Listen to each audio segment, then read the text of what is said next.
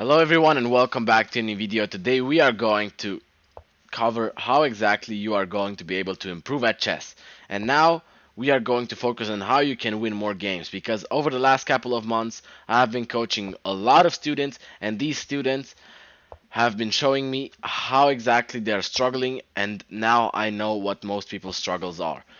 And not to spoil or anything, but a lot of it is just a thinking process. So it's something that you can change up pretty quickly. And what we are going to do is after we play this Philidor defense position, we are just going to push. If he takes, we're going to take back with a knight and jump in. Now our opponent doesn't hurry to take, which is the correct idea by them. But now we just continue with our development. And what exactly do I mean by thought process? Well, thought process is basically every single thought that goes into your mind while making a move. And that is very important because now, while I played this move h3, I saw that my opponent could take, and then I calculated if I take with a knight what happens.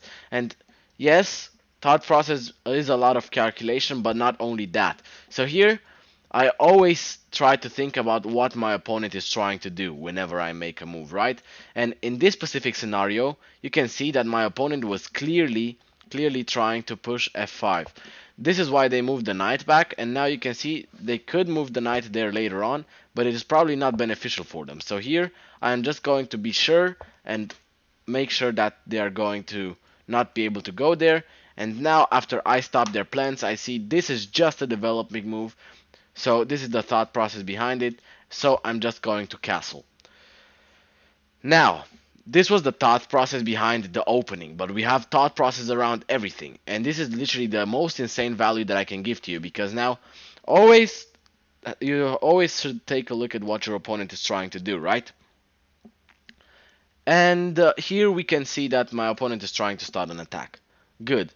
Okay, so if my opponent is trying to start an attack, I know that they want to play this. Will I play a4 to stop it? I don't think so because they can still play it, and then after I take back, they take back with that pawn. Do I take here? No, because they'll just develop the knight at the same time. So I'm just going to move the knight back and start my own attack. This is basically the idea behind it. They're going to play b4, and then I'm going to sneak in this move right here, and it sort of activates their knight. Yes, it does, but at the same time, we are going to be able to start an attack ourselves. Now, I could jump in here, but I am not going to do it right away. I'm first thinking about something like g3, but g3 he can capture right away.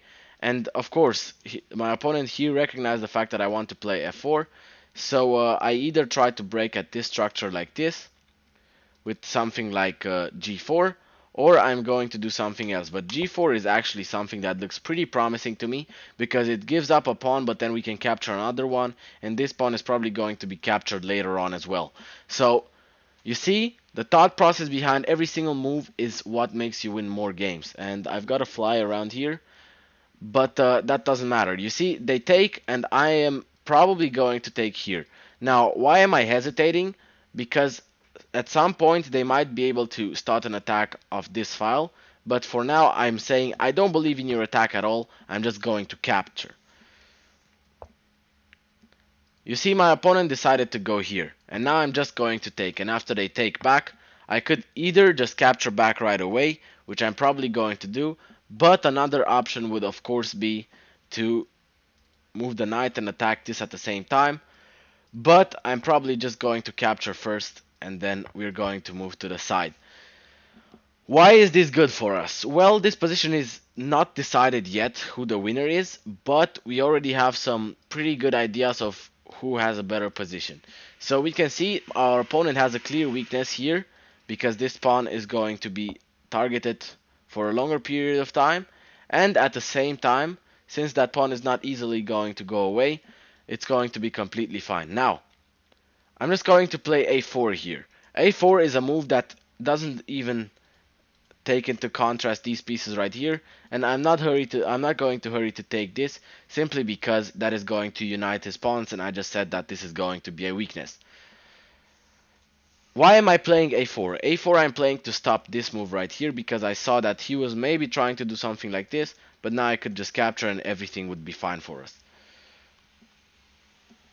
Here I could sit here and think about what my next plan is, But I can already see that this rook is hanging and that this pawn is sort of pinned to the rook. So I'm just going to do that. And now you can see that my opponent is actively trying to stop me from taking this pawn. What things are for me in this position? Well, I can move my bishop back and attack this at the same time. Now, this being a shorter time control, me yapping this much about all the minimal stuff has made me lose a bunch of time, but it does really matter since we're going to play faster and we're going to be fine. Now, let me sit straight up, first of all. And now we are going to see a master class, hopefully, because now he has moved the knight and he's protecting this. And I'm going to play a move that is quite interesting. And now his only option is to push right here to stop me from taking that pawn. There is no way he can defend that. And you see, once you recognize a specific weakness in your opponent's position, that is the importance of the attack. So that is what you need to do, is basically you're going to need to start an attack over there. And you can see this pawn right here on h3 is the pawn that you need to be focused on, especially in these kind of positions. You might have noticed that I'm always drawing out the possibilities for my opponent. Why is that so important? Because you always need to think about what your opponent is doing, and I have had countless students that are not taking that into account, and they're only focused and tunnel visioned on their specific target right now. And if I wouldn't be looking at what my opponent is targeting, I am at risk for losing. And why am I at risk for losing? Because okay, I thought about pushing here, which would maybe be a good idea. I'm not saying no, because then he would have to take back. But I noticed that I could win the pawn back another way. And over here, there is no way that he can protect this right now. Oh, actually, my opponent has found a way. You see, I did not take into account this possibility, which is something that I should have done. So now, what happened is you can already see I'm losing that. I'm just going to unpin myself and he's probably going to capture. And this pawn is still weak, so it is not the end of the world that we couldn't do something over there. But it's definitely something that we need to be careful of. Now I'm just going to go back attacking this, and you can see he doesn't have many squares. And after that, what I'm going to do is I'm going to push right here. I can already see that this bishop is not strong enough, and a good move for my opponent would to at some point castle. That would be a very high level move actually. But now after I'm going to play f4, and I'm going to unite my pawns over here. If he captures, I know I'm going to have a pretty comfortable position and a reasonable move to make after all. Now you see his bishop has to move, and now after he moves there, I'm simply just going to capture this. And yes, we can trade the rooks, and yes, I think I'm still going to double and try to not trade. Now, is this a win right away? No. Why is it not a win right away? Because you have to be careful. I am up a pawn now, but my opponent has opposite colored bishops, and when it's opposite colored bishop and one pawn in an endgame, it's a draw. It's actually a pretty well-known theoretical draw, and you should be careful about that. But let's first pin the bishop, and I suspect him taking here. And now you can see everything is pinned. The bishop has to keep staying protected. And what I'm going to do at this point is I'm just going to go here, because if now the bishop moves to attack my pawn or something like that, I'm just simply going to be able to play this. And yes, my opponent will 100% be able to trade the rooks, but again, that is probably going to be somewhat beneficial for me. So in this specific scenario, you see my opponent is trying to make some play with all the pieces that he has left. But in this specific scenario, yes, I do have to be careful a little bit, but I can already see that his knight doesn't really have a future if he jumps over here. Why? Because those squares are kind of useless. Now, he is going to sort of make the escape, and I have to be careful not to get forked, even though it would just be a trade. And I am talking a lot. Yes, I am talking a lot, but this is actually, if you would ask me, insane value that I'm giving you right now. Okay, and I just noticed that he can give a check and collect the pawn. So what I'm going to do is I'm going to be patient. Wait. Waiting is the best tool, because now after I've pushed that pawn, he cannot return to that square, and I'm actually just going to be able to attack him. Now, does he have a possibility? You see, I'm always looking. And I can already see, okay, that isn't really doing anything, but it is attacking this. So yes, I am just going to go here first. and after that I suspect him doing something more interesting. I thought maybe he would take, he didn't, and now I could just capture the pawn, but what I'm going to do instead is, let me think. I think I'm actually, no, let's actually just capture the pawn, because I think while it is not the most comfortable option, it might be the best. So let's just capture the pawn over here, and he's going to capture this one too. But then at least we have an outpost for our bishop, and yes, we are then up a pawn again, but it doesn't matter. Now our bishop is attacked, and while we could go here, I do not really want to go there right away, right? Because after I would go there, he would probably just take, and after that I don't really have a strong position anymore. So I'm just going to drop the bishop back, and eventually my bishop is also going to go on e4, and when it's on e4 it's going to be way easier. Now I'm looking for spots that my knight can attack, because knights can be way trickier sometimes, and you can see that my opponent is already going for a trade, and I'm just going to take, and now I'm going to slide the knight out of the attack, and you can see that he can protect the pawn right now. And a bunch of things that I've taken into account while making this move is push and other moves, of course. But first of all, I think what we should do is we should push c4 to keep all pawns together, and we could also jump the knight to d6 after all. So you can see chess is a spectrum. It is very important to take a look at all the possibilities and find the right ideas. When you have knight endgames, it's very important to have the right maneuvers. Why? Because while I could move the knight here, I know that he's instantly going to go here, and that puts my pawn at danger. So what do I need to be careful of? I need to be careful of his bishop, and I need to be prepared to push. Now, what is my opponent trying to do? My opponent is trying to keep his knight there because it's quite strong. And now I'm trying to sort of diminish the amount of progress that he can make. I'm just going to push right here, and yes, he can, and he may be able to target that pawn later on, but not right now. And that's what I'm trying to take advantage of, simply because after now he has to move the knight away since he cannot push this pawn.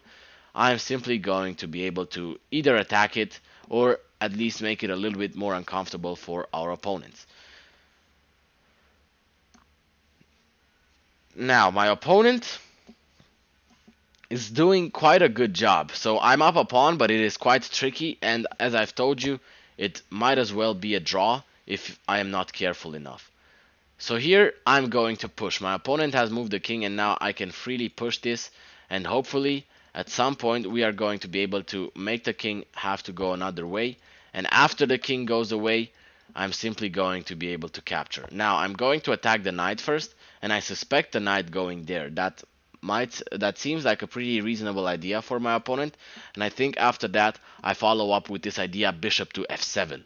Why? Because bishop to f7 doesn't allow his king to go to any of those squares, and then he cannot protect my pawn from promoting. Now, bishop to f7 looks very interesting, but we always have to be careful about where this knight can go. And we can see that the knight doesn't really have any extremely well placed square, and we can give a check. Very important aspect and very interesting in between check, because now first of all I'm going to give a check, so I'm going to capture here and give a check at the same time. He cannot drop all the way down, and I don't know why I've got a pen in my hand. And now you can see that my opponent is sort of in trouble. Now he is threatening to take this, and I'm not even going to allow him to do anything at all. Always suffocate your opponent. Be like a cobra, like an anaconda, like a snake that suffocates his opponent. That's actually what they called Magnus Carlsen. But okay, don't actually suffocate your opponent, but you get what I mean. You have to not give them any juice out of the position, and you have to not give them any chance to win. What can we do here? We do have some options. What I'm trying to do is I'm trying to go for this pawn, but the only problem is that we cannot really do that. So instead of that, I'm just going to push, and if he takes, I'm just going to take. If he moves the king, well, he cannot really move the king, and I'm probably going to promote if he does so. because I'm either going to capture the knight and he's going to go away, and then I can take. But an option that he has is to move the bishop back. Now, since he has moved the bishop back, you can see that now he's not protecting this anymore, but he's attacking that pawn. And I'm always trying to give my opponent less of a possibility than he should. And you can see I've collected everything now. And yes, it has taken a long time, but I think this is literally the most value you can get out of a video because it's quite simple. And yes, I have not taken that much time to explain every single aspect, but if you actually have a specific understanding of what I was trying to teach you in this specific video, you are going to quickly learn the new stuff that you're supposed to, okay? That is what you are going to be looking for. Now here, you can see I'm always on the lookout of what my opponent can do, and I've been telling this over and over, but it is very important. And now, why am I playing this move? Because he can actually just go here and give a check. Well, I'm just going to go up, and yes, I am a big advocate for not giving your opponent any space or any chances, but in this specific scenario it doesn't really make that big of a difference since you're just going to win. So here you can give a check. If he goes down, you're going to push this pawn, and it's actually quite scary because it may not be the case. It may not be the case, but my opponent did not go there, and I'm not saying it was a draw. I'm completely winning either way. But overall, it was quite tricky. I could go back and give this check as well. And you know, I am going to give you some more value in this endgame. So advance your king, bring the opposition, and you can see he cannot go over here. And we are slowly but surely... Okay, that was a misclick. But I wanted to play the king here. Why? Because if I do that, my opponent is simply not going to have any more space. But over here, again, you can see I'm supporting this pawn push, and it's always very important to keep your pawns protected. And I think I've done a great job making this video educational for all specific ELOs, so it's not really one ELO range that you should be focused on, because this specific aspect and this specific idea that I've been showing you in this video is going to work for all types of ELOs and all ranges of ELOs as well. So we are on the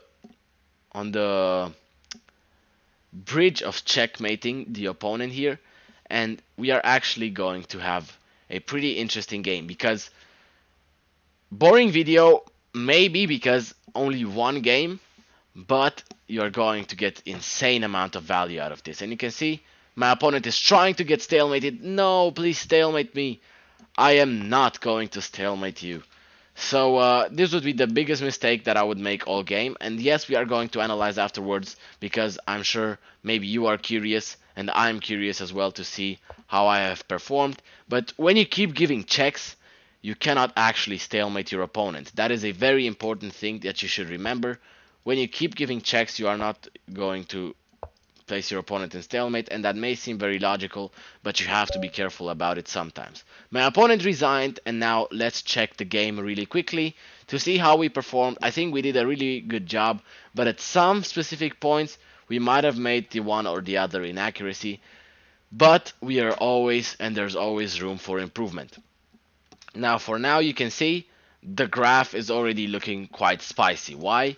Yes, we have made some mistakes, but you can see it has been white for a long time. Now we have made this mistake. Okay, we can already see one mistake, and it's always very important to analyze your games, right? And I can already see this accuracy is not going to be the best accuracy in the world, but this is going to be more than enough for you to win your games. Now, I'm quite interested in what exactly I've done wrong here. And I believe that I should have stopped the advancement of that pawn. And I actually recognize the fact that I could have pushed before that, because after I moved then I can take. I saw this specific line after I made it. But 87% accuracy is more than enough for you to win a bunch of ELO. Now, let's get started with the analysis. So we push. Of course, out of the opening, we got a really great position. We found this idea knight to h2, which was great So we didn't respect our opponent that much because we saw that this idea was not really helpful. And after knight to h2, which of course Stockfish manages to find a better move. It doesn't really matter at this specific scenario, right? Move the knight back, and here, yes, we are looking to push f4, and my opponent does this. Now, I find this move h4, and now apparently I'm not supposed to take here. This is a mistake. And after he goes here, trading was okay, this was okay, and then we went back. Now I push a4, like I've told you, it's always important to look at what your opponent's trying to do, and him expanding on that side of the board would not have been good for us. That's why I managed to stop it, and now you can see I pushed the pinned pawn, and in this scenario, actually really interesting but clear idea to double the rooks and win it that way. And yes, he cannot defend. He can defend that way, but he's not going to be in time simply because you can just go here, and from there on you're going to be completely fine. Now let's see. We brought the knight back, which was a mistake, and after we go back, apparently he's telling me that this is the better move because after he take, I'm going to take here, and then I can capture this, and then we still win that. So that was our only response to keep a winning position, but here we are not actually doing any better.